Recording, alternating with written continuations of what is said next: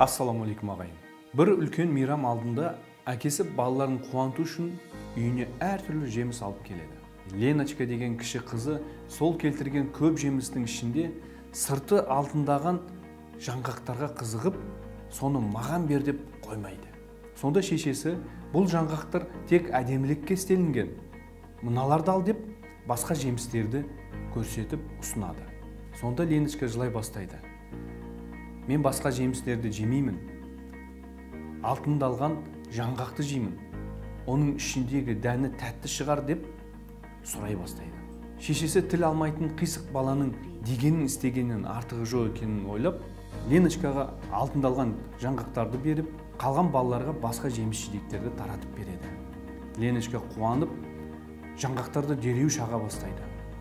Қараса, бірінің де ішінде дәні жоқ, бос қабықтар екен. Мұны көріп, қасындағы балалар мазақтап күлей бастады. Сонда атасы айтты: бұл жаңғақтар жеу үшін істелмеген, тек көзге әдемі көріну үшін қойылған. Мен жаңғақтардың бос қабығын алып, сыртын күміспен, алтынмен бояп қана қойып едім. Екінші рет не нәрсенің де құр сыртына қарап қызықпа. Негізі асылдың бәрі ішінде болады дейді.